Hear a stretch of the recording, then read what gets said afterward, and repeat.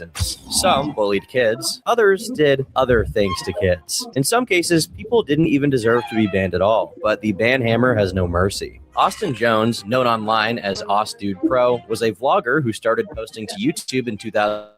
Most of the content on his uploads being covers of songs by bands like Fall Out Boy and 21 Pilots. After these covers became extremely popular, he even started releasing original songs, targeted at the same demographic that listened to the songs he covered, very young girls. On the surface, it seemed innocuous, just another person capitalizing on that young demographic with their music. Nothing too uncommon, all things considered. In 2013, he also started posting to Vine, which became popular due to his biting comedy. Tree, you need to get your shit together. This just ain't cutting it. You look stupid!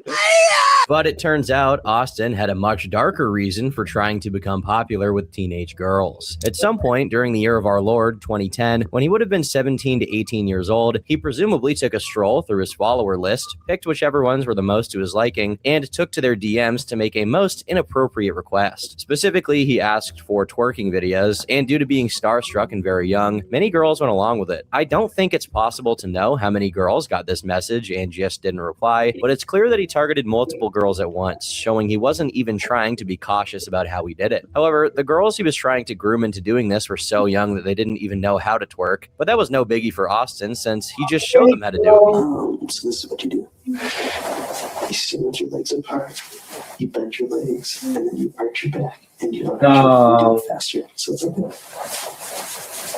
A twerk tutorial from a serial pedophile was not on the list of things I expected to see today. I have to wonder how many times he did this, because he's doing it pretty efficiently here. Did he watch some how-tos himself to get the technique down so he could pass it on? Some fire YouTube clap content? Regardless of how ridiculous and funny it may be to watch this bowl-cut predator throw it back, he quickly accumulated a large collection of illicit images and videos from minors. To make it even more egregious than it already is, Austin wasn't just getting twerk videos from fans who happened to be minors. He specifically requested that they state their age loud and clear while doing it. One of the most common defenses from predators is the claim that they didn't know the victim's age. But Austin was really giving his future lawyer a run for his money here. Though this began all the way back in 2010, the story first broke on May 10th, 2015, when a girl called Taylor uploaded a video titled The Austin Jones Situation, in which she recounted her experience with Austin. She decided to message him after some sad posts he had made on Facebook, and as soon as she told him she was 15, he proceeded to compliment her and ask for a twerking video, followed by a twerking tutorial. It's almost as if the age was the trigger that prompted him to do it.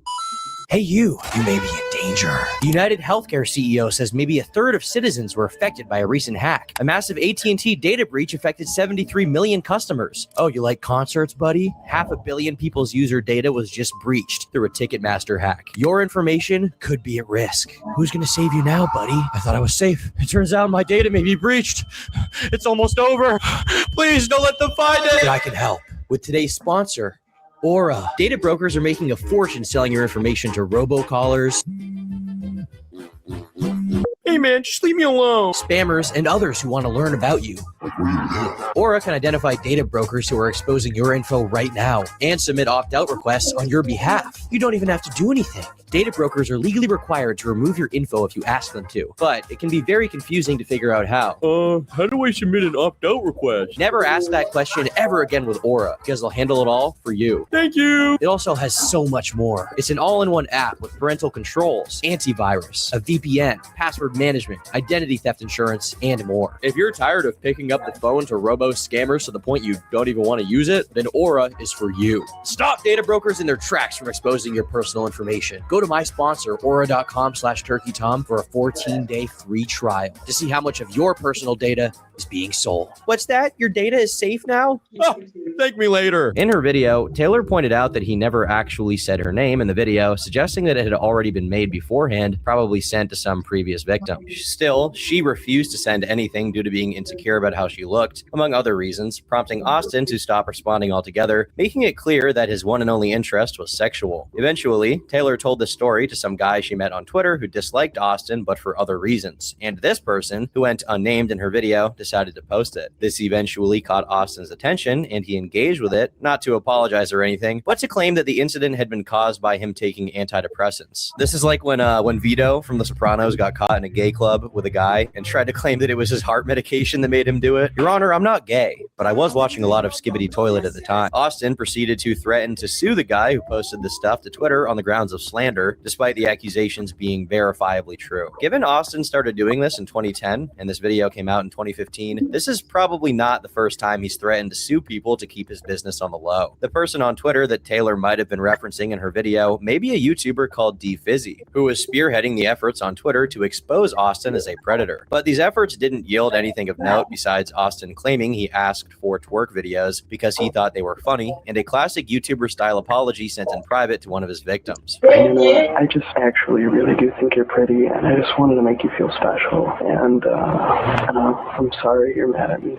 I wonder if he really thought going, "Sorry I made you mad, girl," doing his best Swagapino impression would get him off the hook for soliciting minors. He should have tried that on the judge, too. Maybe just mew in the courtroom. As a consequence of this information coming to light, people made a petition to take him off the Vans Warped Tour, which did achieve its goal since he eventually left of his own accord. About a month later, on June 29th, he released another apology, this time not in private to one of his victims, but to his channel. I've recently come under some fire on social media for mistakes I've made in the past. I used to ask fans for twerking videos. Yes, twerking, the dance move. It's not something that I'm proud of. It's not something that I think is right, and I shouldn't have done it. In the video, he excuses his behavior with his depression, going into painstaking detail about all the tragedies that ever happened in his life, from his sibling dying to his bad relationship with his dad, as if any of it was relevant to him trying to watch underage girls twerk. He also brings up his self-harm tendencies and claims he was 5150'd for an unspecified time, and tries to defend himself from the accusations, saying, Nothing ever went further than twerking videos. There were never any nudes, never any physical contact. It never happened. He might have not been lying about this at that point, but it would eventually change. No one outside his circle took his apology seriously, but his fans were unusually forgiving. The next year, after these allegations had already been made public, saw Austin's biggest growth so far, and he released videos without any backlash. In May 2017, he got to around 500,000 subscribers, and mind you, he only had 90,000 when his apology came out. The thing about predators, though, is that they always reoffend. A slap on the wrist just meant he'd become more careful with his grooming. A court document shows that in August of 2016, he began DMing a 14-year-old girl, feigning shock when she revealed her age, explaining how she was lucky he was speaking to her. He then asked her to prove she was his biggest fan, demanding exactly the content you'd expect, but this time involving actual nudity. In May 2017, he found another victim, referred to as Victim A. He offered her to do a tryout or audition, which involved her doing the same thing. He actually framed the entire situation as if he was doing them a favor, which I can't tell if it's just a line he came up with to manipulate these girls easier, or if he actually believes that's the case. Following a criminal investigation by DHS, which included a summons to Comcast to provide the DMs, Austin was incarcerated in June 2017 and his house was searched. The illicit material was all found, and he confessed to everything during an interrogation. The arrest led to a media firestorm, with YouTubers and mainstream media reporting on it. Austin faced up to 30 years in prison for the possession and procurement of illicit material containing children, with the prosecution arguing he had been caught talking to at least 6 underage girls between 2010 and 2017. 3 days after his arrest, he paid $100,000 bail, but was still kept under house arrest and wasn't allowed to access the internet. YouTube initially refused to delete the YouTube channel, refusing to comment on the reasons behind it, stringing the channel's existence along until 2019, when it was finally banned. Around the same time, he pled guilty and was sentenced to 10 years in prison. As of right now, his release is set for December 31st, 2027. Even still, when he gets out, I hope someone supervises what he's up to online. Otherwise, we can look forward to some more emo band covers, which are kind of good,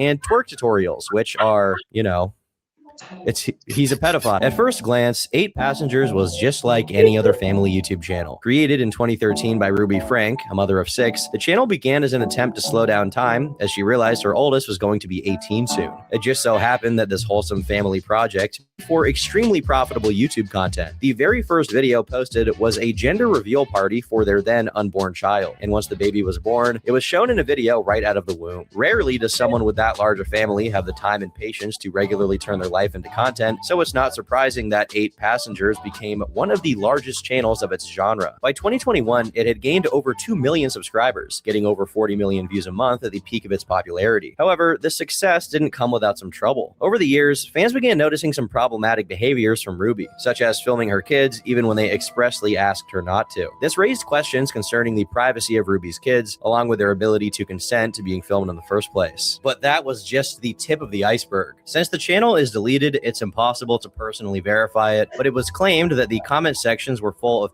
files posting suggestive timestamps, something that's been documented as a phenomenon in family-oriented channels and kids content in general. This wasn't a problem exclusive to Ruby's channel whatsoever, and it really wasn't her fault, but it certainly added to the list of concerns people had with exposing the inner workings of your family life as much as she did. It was only in 2019 that there was an uproar in the community after she was notified that her youngest child, a 5-year-old, had forgotten to pack her lunch, and her reaction really speaks for itself. Eve is responsible for making her lunches in the morning, and she actually told me she did pack a lunch. So the natural outcome is she's just going to need to be hungry, and hopefully nobody gives her food and nobody steps in and gives her a lunch. In and of itself, this was more than enough to pique people's attention to the possibility that Ruby was an abusive parent, as dysfunctional food dynamics are often one of the most common manifestations of parental abuse. People began digging up other things, some of which were lighter in nature, like having kids do push-ups as a punishment, some of which were a lot more serious. I'm only going to say it one more time, and then you're going to lose the privilege to eat dinner. Based on the clips people collected from the channel's own uploads, the older boy, Chad, got the worst of it. At one point, he was sent to a boot camp called Anasazi, where he had to live out in the wilderness without electronics. This is what they said on the topic of why they did this. It's an accumulation of things over years, well before we ever started YouTubing or well before we ever got into social media. And it's reached a point where Chad needs to develop some very basic maturity and skills that he's going to need as an adult. And this is a chance for like a reset, like a start over, like a do-over, like a fresh beginning. Yeah. After spending over 2 months there, the family reunited in an emotional vlog, but the joy died down quickly as after pranking his younger brother by making him pack all of his things overnight, telling him they were going to Disneyland, Chad lost his bed privileges for 7 months. This isn't to say that doing that to your younger brother isn't a dick move you should be punished for, but 7 months with no bed is obviously crossing a line. The backlash against Ruby's parenting techniques was further compounded by TikTok, where a bunch of people were uploading snippets of her abusive behavior and getting a lot of views off of it. Videos surfaced of her threatening her kids with severe punishments, including threatening to behead a stuffed animal belonging to one of her very young daughters. It got to a point where they could no longer afford to ignore it, so when Business Insider offered to interview them, they jumped on the opportunity. There, they shared several interesting details, including the fact that CPS had visited them only to catch Ruby baking with her daughter, and the home perfectly in order, prompting the person visiting to embarrassingly apologize and leave. However, none of the criticism was ever accepted even partially, as the couple relegated all of it to haters purposely misconstruing them. The interview didn't help their public image, and their reputation after this never really recovered. After this, their upload schedule gradually slowed down as Ruby searched for other avenues to make money. In mid-2020, she partnered with Jody Hildebrand, who used to be the family's therapist, in a project that aimed to be a support group for mothers, giving them advice and helping them treat those lost in the darkness of a distortion. With language as vague as that, you can be sure something strange is going on. Ruby's personal life and online presence were completely rearranged around this project called Connections, with some people pointing out it sounded a lot like a cult. She renamed the 8 Passengers Instagram to Moms of Truth and completely rebranded it, using it exclusively to promote this new project of hers. Let me tell you the truth. This world where there are gangs and there is distortion and there is lust and there are people who want to hurt others, that's not the real world. That is the delusional world. We have so many people living in the delusional world and so few people living in the truth that it looks like the distorted world is the real world. This rebrand came with a conscious decision to stop sharing as much of her family life, which I assume was done strategically so that fewer people were scrutinizing her decisions as a mom, but it sort of had the opposite effect. Not only were people already aware of her past deeds, but the kooky, vague, quasi-religious lingo she started using after she began Connections was raising a lot of red flags, leading people to think that something insidious was going on behind the scenes. As Ruby and Jody grew closer, Ruby decided to move Jody in to live with the rest of the family around 2022. And according to the kids' testimonies, Jody slowly brainwashed Ruby into becoming more and more vile. She even pitted her against her husband, Kevin, who was forced to abide. Okay, so for some reason, everybody, their mom and their grandma has been telling me to look at the royalty family. Apparently, this family right here is the worst family on all of YouTube. Now, I'm gonna be honest, I've made videos on like 15 or like 20 different YouTube families. They've all been pretty bad. For some reason, every single time there's a family that makes YouTube videos, they all suck. But for some reason, everybody has been begging me to look at this channel, and everybody's been saying that this is the worst family on YouTube. So let's take a look at this. So I'm on their channel right now. This is apparently their family. This is the dad, the son, the daughter or son. I don't know. Is that a girl or I don't know. And then this is the mom. They have 26 million subscribers. How the hell are they the worst family if they have that many subscribers? Everybody's saying that they suck, but how do you have 26 million people? Let's take a look at some videos. Let's see why nobody likes them. They posted a video 8 days ago that says, "We survived a hurricane." And look at the thumbnail. You have the mom and the son like, oh! And then apparently their window's broken in their house. There's a extremely crazy tornado in the background. Am I tripping or is that a tornado? That's not a hurricane. What? All right, I ended up clicking on this video to see if they actually survived a hurricane. I wanted to see if their window actually broke like the thumbnail showed, but this is what I found. This video starts off with them saying, oh my God, we have to go. Like, there's a hurricane, and they're all running and they're all scared and they're really scared. But as this video goes on, we start to realize that nothing even happened. Around 8 minutes into this video, we can see that it starts to get a little windy. And they're walking to the grocery store, and it's a little bit rainy outside. Like, look at this. It's raining a little bit. But by the end of the video, this is what happens. There's over here. Let's go check it outside real quick. This guy goes outside to see the damage. Yo. And this is what happens. Yo, it looks pretty good today. There's no damage. Why is their thumbnail the mom and the son just like, ah! And then there's a damn tornado? Like, why is that the thumbnail? Why is there a broken window in your house in the thumbnail? But then in your video, you make us wait 15 minutes to see that nothing. Guys, check this out. happened. It looks like the storm came last night. It looks like the storm came last night and knocked on your window. It didn't do anything. It just said, hey, and then it left. They posted this video 2 weeks ago. This video says, flying first class to Hawaii, but look at the thumbnail. They're inside of like a golden plane. There's a Fortnite screen in the back. This little kid has a Nintendo Switch, and then this kid is eating like golden ice cream or whatever. Everything in this plane is like super golden, but this is weird. This looks very familiar to a Mr. Beast thumbnail. Did they really just steal Mr. Beast's thumbnail idea? Are you serious? I've only looked at 2 of this family's videos so far, and both of them have been stupid. The first one was completely a lie. There was no hurricane at all. And then the second one, they stole a thumbnail. This might actually be the worst family on YouTube. Let's keep looking, though. They posted this video a month ago. This video says, our son's epic 14th birthday surprise. Apparently, it was their son's 14th birthday, and they got him a golden water slide, a golden Lamborghini. What? Okay, obviously this thumbnail is completely fake. Why would they buy their son a golden Lamborghini? And why would they buy it for him on his 14th birthday? He's just gonna have to sit and watch that thing for 2 years. He's not gonna get his license. This is obviously fake. If you end up clicking on this 30-minute video, you can see that it actually seems kind of fun. They have a bunch of water slides outside. They're partying with a bunch of his friends. They have a bunch of Fortnite gameplay. What? It seems like a cool birthday, but where the hell is the golden Lamborghini? Where's the golden water slide? This video right here, I don't even have to click on it. I can just tell that this is completely fake. This is a complete lie. This video says, we built a water park inside of our house. Look at the thumbnail, bro. Okay, for one, I don't even have to look at the thumbnail. We built a water park inside your house. No, you didn't. And 2, damn, bro, look at this thumbnail. You do not have a humongous slide, a humongous pool, 2 humongous, 3 humongous slides. There's no way. Unless you guys are balling and you guys are making billions of dollars every single month, then maybe I could believe it. But this is fake. Let's see what the water park actually looks like. Remember this thumbnail, okay? Because I want to compare it to what they actually do. They're probably going to put some like blow up water slide in their house. I ended up clicking on this 30-minute video to see what they actually made their house like turn into. Turns out they just had a bunch of different water slides outside. But then they actually did make a makeshift water slide going from like their balcony to their pool. I'm not gonna lie, that's kind of cool. I wish my parents did something like that. Like if I was a kid and I could experience that, that'd be pretty badass. But bro, compare this water slide to the one in the thumbnail. The thumbnail's water slide is literally golden. You have one that's like spiraling into your living room, but then this is some Temu ass cardboard box ass water slide. Come on now. Oh God, this is really bad. This video says, we found an alligator in our backyard. The thumbnail shows the son and the mom going like, oh my God.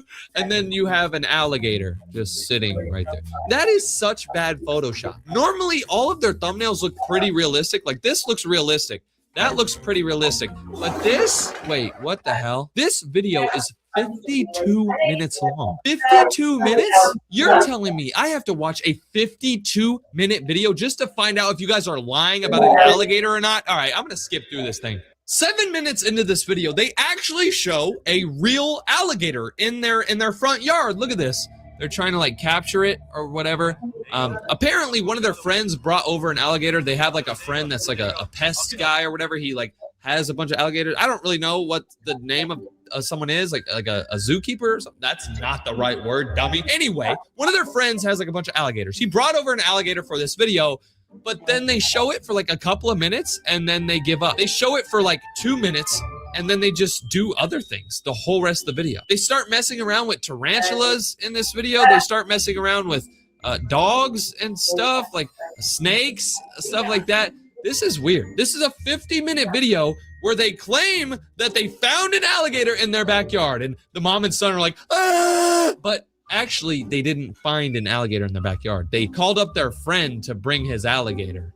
What? Oh my God, you gotta be kidding me, bro. Normally when I make these videos looking at bad YouTube family channels, they all make videos about like, there's a stranger outside our house at 3 a.m. or there's a stalker outside our house. That's been like a big thing with these stupid YouTube families. They have all indulged in this stupid fake ass trend.